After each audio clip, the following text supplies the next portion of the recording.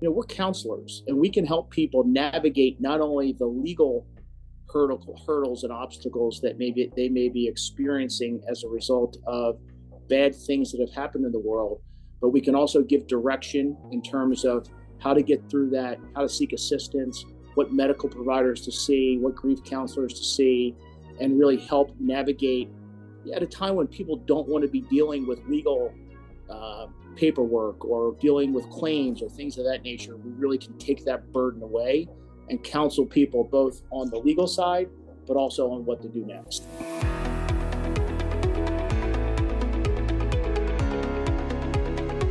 Welcome, everyone.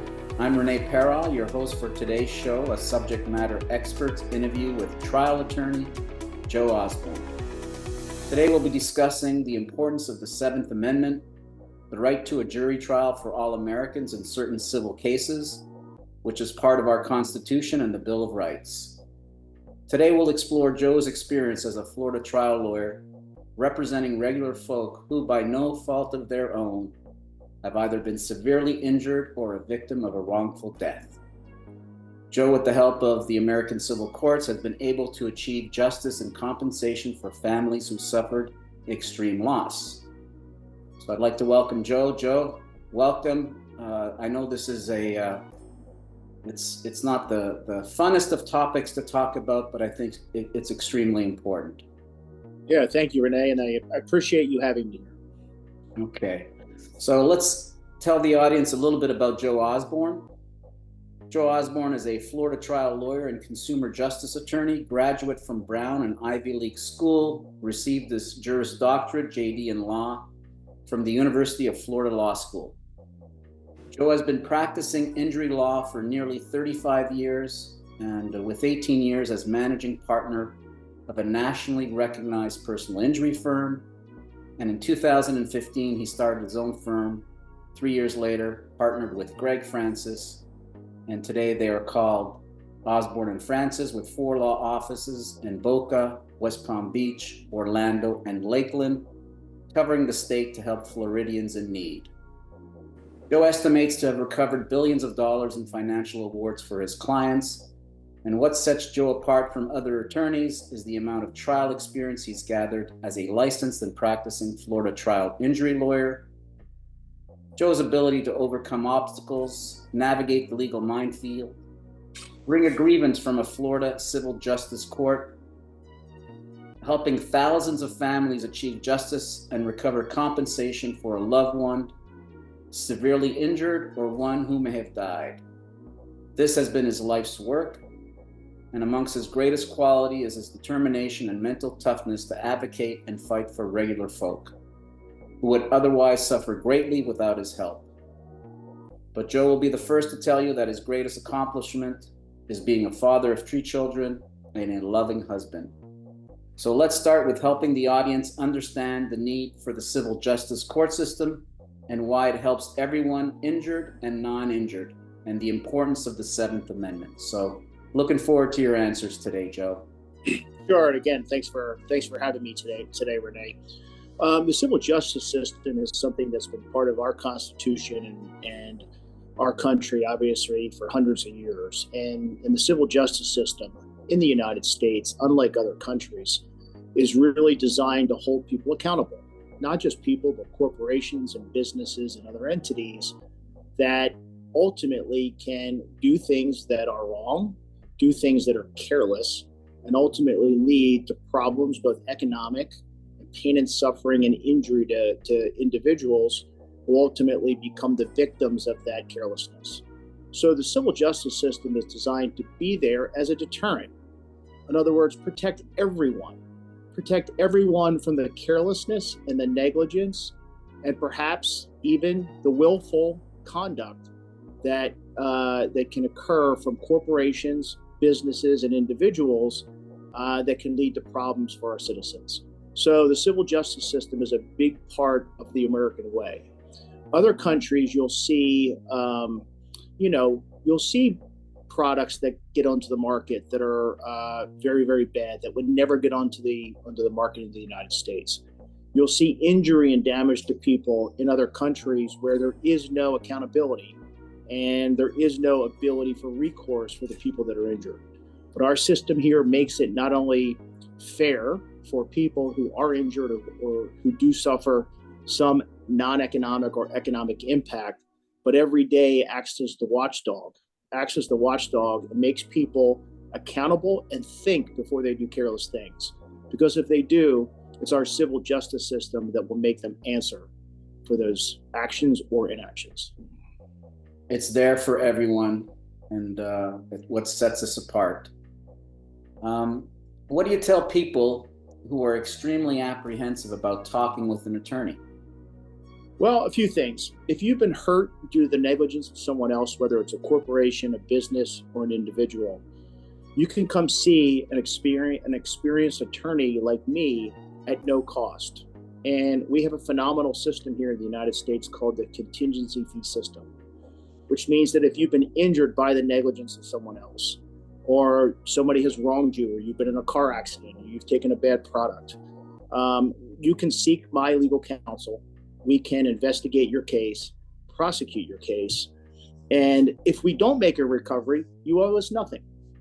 If we make a recovery and are successful in prosecuting your case, then our fee is paid out of the recovery. So at the end of the day, for the client and for the potential victim who may have suffered a problem, whether it's economic or non-economic, the system is really set up as a win-win situation, meaning if you hire us, then you only pay us if we make a recovery on your behalf, and otherwise you'll never owe us a dime. So from the very beginning, there is no financial downfall to a client who comes and seeks our assistance. The other thing is we're attorneys, but we're also counselors.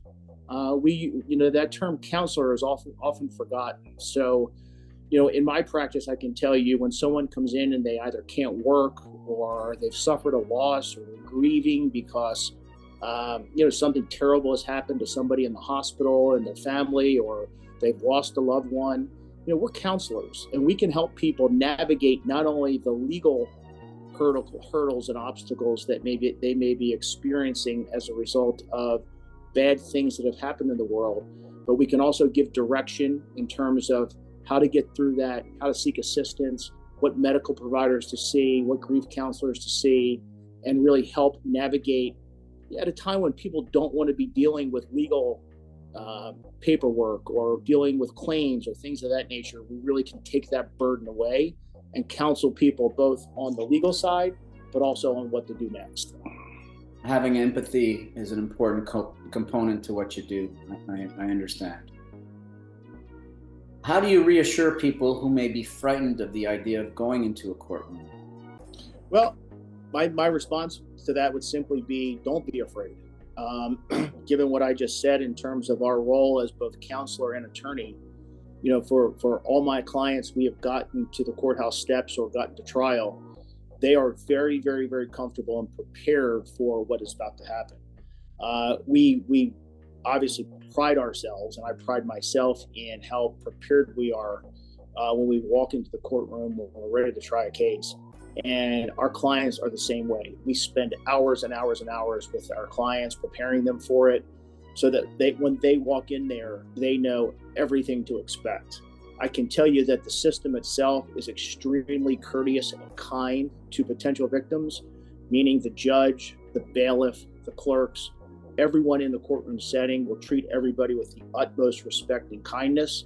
And you can expect that not only from us as your counselor, but we'll make sure that happens in the courtroom. Because at the end of the day, again, it's all about accountability. So even the other side, who may be defending the case or will be defending the case, you'll be rest assured that they will treat you with the utmost respect and kindness, and we'll let the process play out as it will. But that's something important for people to realize. There's going to be nothing but professional conduct, and you will be completely treated in a very, very nice manner. Just a little follow-up to that one. In your years of experience, how often do you go to trial versus cases settling before trial? It's a great question. It depends on the type of case, but I can tell you over the course of 34 years, I have tried hundreds of cases, and they're not all. Some of them may be one-day trials, some of them may be 3, sometimes 6-week trials. It depends on the type of case it is. We do very much pride ourselves in preparing a case and handling a case at the discovery phase by taking depositions and handling the right experts, hiring the right experts, and prosecuting the case so it's positioned very well before trial to resolve. So once all the work is done on the front end between all the witness depositions, all the experts, securing all the evidence, we can get cases settled a lot of times right before we actually have to go into the courtroom. But I can tell you at Osborne and Francis, between myself and the other lawyers we have here, I mean, we have tried so many cases, it's hard to put our arms around it. It's got to be hundreds and hundreds and hundreds of cases. Well, I think that's good to know for our audience. Another question, why it's important to consult with an attorney as quickly as possible? That's a great question. And one of the things I think that really can ultimately impact how successful a case is. Our initial investigation is of the utmost importance in terms of making sure all the evidence that we need is secure. For example, if there have been witnesses to an accident, we want to talk to them right away before they disappear. If it's a products case and a medical device is removed at the time of surgery, we want to make sure that a hospital doesn't toss it or throw it in the trash because they have no need for it. And we want to make sure that it's secured. We live in a world where everything's videotaped now, and video cameras and things of that nature. Many times we're on loops, and if the video is not secured in a timely fashion, that can be lost. So it's extremely important from our perspective to secure evidence, and that can exist in many different fashions, from medical records to some of the things I discussed. So getting us involved and getting me involved in your case as early as possible gives us the best chance of being successful. Are there certain statutes of limitation that, if you don't do it, you might not be able to bring a complaint or bring Absolutely. So again, it depends upon the case, but every single type of case has a certain time restriction. It may be 2 years, it may be 1 year, it may be 4 years. It really is case dependent. But if a person waits too long or the family waits too long to come to us, and it does happen, where they are deciding whether to hire someone, they're not really sure whether a case exists, and they wait 2 years to come to us, we may have to say, sorry, we can't help you, because at this point, under the statute, we only had 2 years to bring your case, and now we're not able to do that. Well, I think that's important. Time is of the essence. Absolutely. Maybe you can tell us the importance of what it means to be prepared for trial or preparing for trial. Yeah, nothing is more important. I can tell you that when we walk up the courthouse steps in order to start that case on a Monday morning, I am fully prepared. My team is fully prepared. Every lawyer in this firm is fully prepared, where we know every possible angle of the evidence, the witnesses, what may be said, what may not be said, how we want to approach our case in terms of what witnesses we're going to call, how we're going to cross-examine their witnesses, how we're going to conduct jury selection. And we probably start that process 1 month before, where we are literally spending every waking moment prepping for that case. I mean, we get true tunnel vision, in terms of handling that case to make sure that when we walk in that courtroom, we're ready to go. And that includes, working on the weekends and all those things. And then ultimately, when you get into trial, that is your life. That trial becomes your life. And for 24 hours a day, that's what you focus on and concentrate until it's over. So without that type of preparation, it's very hard to be successful. So given our experience and how we do it, again, we pride ourselves in making sure we give our clients the best opportunity to be successful. Just a little follow-up to that one. Would it be fair to say that when someone comes to see you and has a case that has merit, that you start from day one preparing for trial? Yes, 100%. And that comes with securing the evidence, like I talked about. So we're going to want to make sure that a witness we may need at trial, we're getting with, within a week of that incident or accident. If the product needs to be in a product liability case, oftentimes if you don't have the product, you don't have a case. So, tracking down where the product is, how we're going to get it, where we're going to store it, making sure there's a chain of possession so that we know it was the actual product that was involved in the case. Because as an example, in a products case, if we don't do that and don't have the product in question, then 2.5 years later, when we're trying to prove a design defect claim and we don't have the product, it becomes a much harder challenge. So do we start getting ready for trial day one? Of course. And that is really in securing the evidence that's needed for a case, because without that, you run the risk of creating holes in your case that can be challenging to overcome. Okay, well, that's good to know for our audience. Maybe you can share with our audience who the adversary is in most civil injury cases. Sure.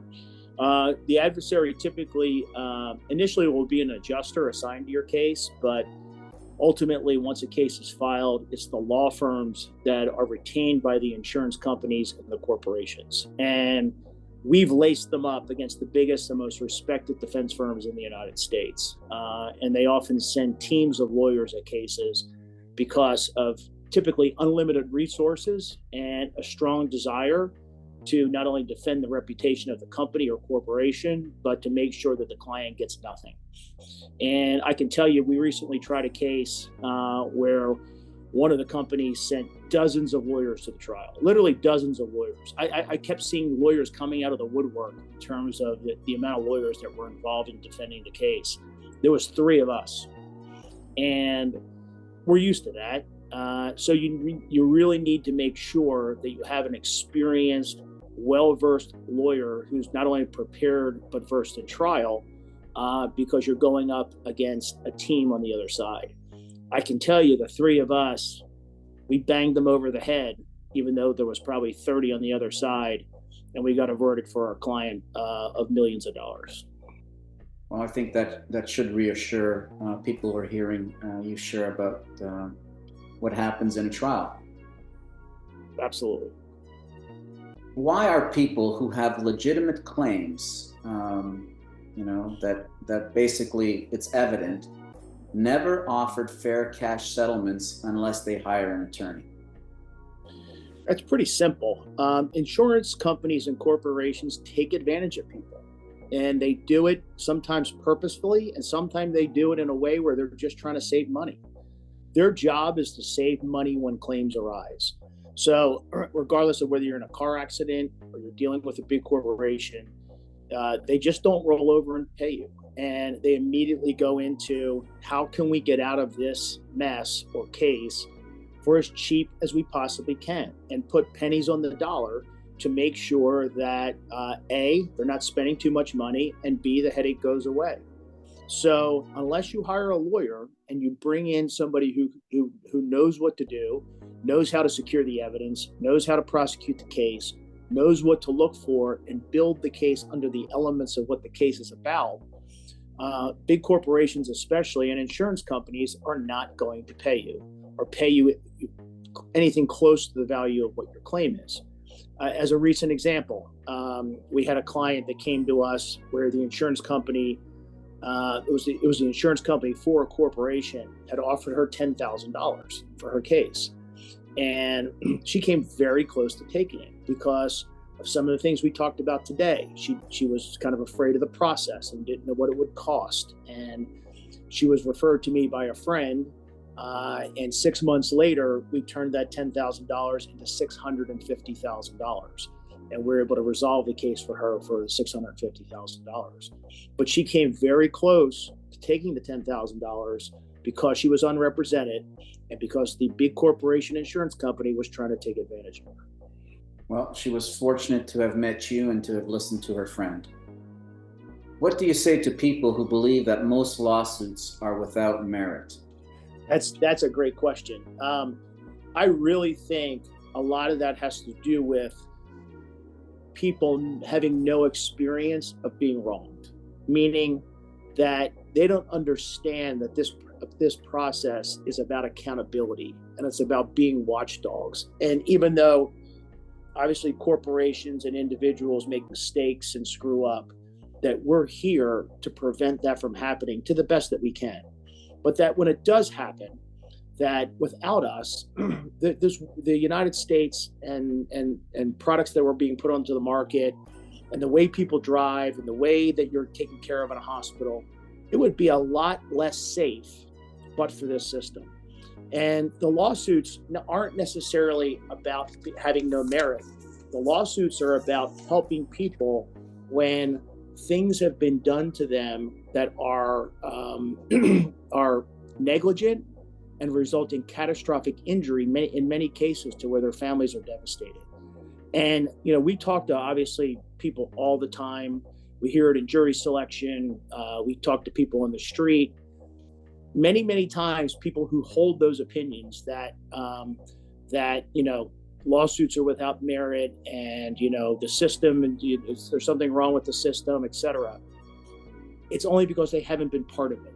And as soon as something happens to them or one of their family members, and they come meet us and sit down with us, and they start to go through the process with us and understand what we do, then I think that people then start to understand and realize that, no, this is a system that is incredible, because but for this system and but for these lawsuits, people would be hurt all the time by the negligence of others, and there would be no accountability. It's all about accountability. And once people look at it, not just like, hey, someone's looking to get a buck, but it's about holding others accountable, I think that messaging makes a big difference in people's minds. I think, and maybe you can shed a little bit of light on this, people don't necessarily go through this process regularly. It's maybe once or twice in their lifetime, if any. And then once they go through, they go, oh my God, I didn't know. Absolutely. Even in jury selection, we'll hear it, when we have to interview jurors and pick jurors. And sometimes even jurors that have that kind of attitude, they end up on the jury. It's just because, the number of jurors, the judge denies strikes, and they come into the jury selection process, very jaded or think it's a waste of their time, et cetera. And then they sit through the process and they sit through a case and they listen to the evidence and they start to understand what's happening in the case. And win, lose, or draw, we get to interview jurors many times after cases, and they'll come up to us and say, we had no idea the kind of work that went into this. We had no idea what this was all about. And many people who tried to evade being on a jury, tried to get off because they didn't want to be bothered, will tell us this is one of the greatest experiences of my life. I never knew that's what this was all about, and understand the work and effort and the dynamic that goes into it. So to your point, I think it's a great one. Until you actually become part of the process, either through needing a lawyer, having been injured as a result of somebody else's fault, or even as a juror, I think people get a different appreciation for it once they're involved in it. Well, that's a nice thing to hear, that once you put it in front of them, they start believing what they're seeing. So I think that bodes well. Another question comes to mind. What are some of the reasons why more experienced attorneys achieve better results? I think there's a few reasons for that. I'll touch on a couple of them. I think the more you're, the more you're in the courtroom, the more comfortable you are being in the courtroom. The courtroom can be an intimidating place. The courtroom can be a very intimidating place if you're not used to going there, which is why we spend so much time prepping our clients for that experience. And by the time they get there, they're very comfortable being there. But I think lawyers that spend time trying cases, number one, know the rules of evidence. The rules of evidence control how the courtroom and the trial is conducted. If you don't know the rules of evidence, then you're going to be really at a loss in terms of procedurally how to handle your case, how to handle your witnesses, how to get documents in front of the jury, how to make sure that they understand the evidence if you don't understand what's admissible and what's not. So an inexperienced lawyer is not going to have the ability to draw on his experience and understand the rules and how a judge may ultimately decide certain things when it comes to the evidence, which is so important to the case. I also think, as a lawyer who's tried as many cases as I have, having the ability to think on your feet and adapt, meaning you may have a game plan for a certain witness, but depending upon how the case is going or what the last witness may have said, you really may need to adapt kind of what your approach and thinking is going to be. And many times that's on the fly to make sure you're dealing with issues and addressing the things that are happening live as opposed to following the script. There are many times I've had a witness where I've prepared for hours for, and ultimately after that witness had been on the stand and testified, I took my outline and threw it out the window and said, I'm coming at him this way, and was very successful at that. So you have to have that knack, that gut, that experience to say, you know what, during the course of the trial, I know what's important and I know how to get to someone and make sure that witness ultimately testifies favorable to my case. And then the last part of it is you have to be able to connect with the judge and jury. You can go up there and have the best case in the world. You can say all the right things and present the facts. But again, it's a relationship business. You have to be able to connect with the judge. You have to be able to connect with the jury. They have to like you. They have to be able to at least listen to you and be open to be persuaded by the evidence you're presenting. So I think unless you're comfortable in the courtroom and you understand the rules of evidence and you have the ability to connect both with the judge and jury, you're going to be at a real disadvantage as a trial lawyer. I think as well that not everyone is built to go in front of a judge and jury. There's some law firms out there that never go to trial. They always focus on settling. I think maybe that's a distinction you could maybe say a few words on. Sure. Yeah. No. And look, law firms are built differently, but many law firms are built in terms of focusing on the specialization of getting a case together and trying to settle it without having to try a case. They don't have litigators, they don't want to be in the courtroom, and although they advertise themselves as being, kind of able to do that, they have no experience doing it. And oftentimes, without any question, the insurance companies know who they are. So they know that my law firm, Osborne and Francis, they don't settle a case with us. They are going to be staring down the eyes of a jury one Monday morning, and we will be there and we'll be prosecuting our client's case. There are other law firms who they know without question, no matter what is offered, they'll never have to worry about staring down a jury on Monday morning. So ultimately, the insurance companies will end up settling cases with lawyers that don't try cases for less money because there's less risk. And they know that there is no threat.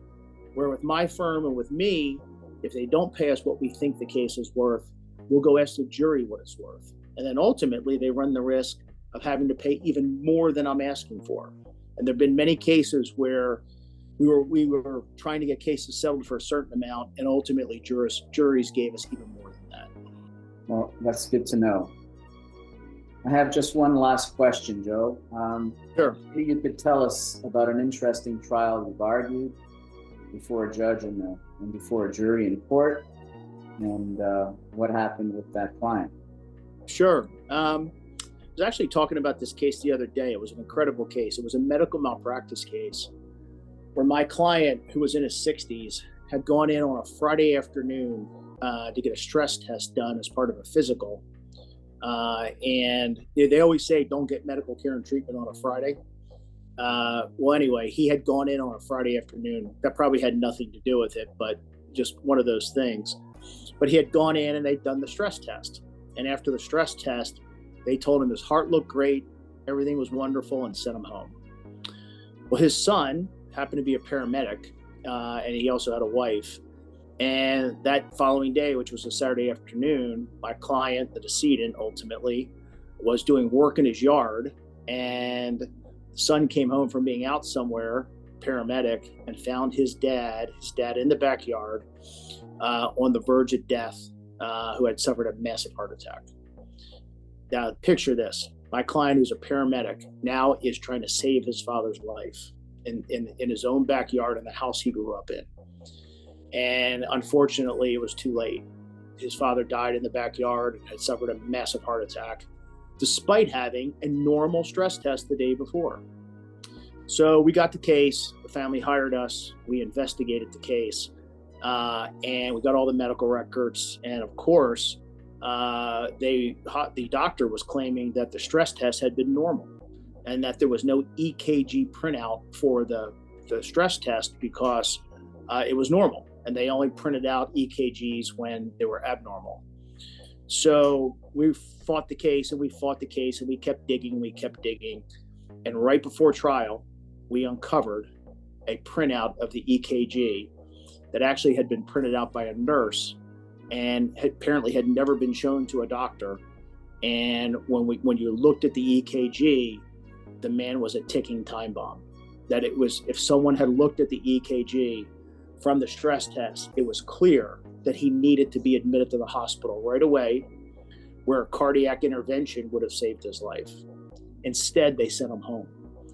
During that trial, when I put the son on the stand and had him testify about how he felt about the EKG never being read by the doctor and what he went through trying to save his own father's life on a Saturday afternoon in his own backyard, it was an incredible moment in the trial. And at the end of the day, jurors awarded the family millions of dollars, which they were clearly entitled to, based upon not only the mix-up by the doctor's office in sending this man home with a terrible, terrible EKG, but ultimately what the son and the wife had been through. Well, you talked about it earlier about accountability and making people accountable for their negligence, and hopefully they change the way they do things so that these types of situations, these horrific, sad situations, don't happen to a friend of ours. Absolutely. I have friends, and I've if I look back, I've been touched by some events that you're describing, and it's just you feel like there's nothing anybody could have done. Sure. Yeah, no, and the family was devastated because this clearly was something that was preventable, and just it was one of those that had fallen through the cracks, but it cost a man his life. Well, this has been a great show. Just a little bit more. Joe represents people as if they were his own family. He has done this successfully for nearly 35 years for thousands of families whose loved ones were wrongfully killed or severely injured due to some form of negligence by an individual, a corporation, or by a large pharmaceutical company. The different forms of negligent acts by an individual or business can be many, like a medical injury sustained at the hands of a healthcare provider that Joe described, a company who manufactured a defective consumer product, or pharmaceutical giants' badly developed drug medication. The fight, for the most part, is against rich insurance companies and their army of lawyers.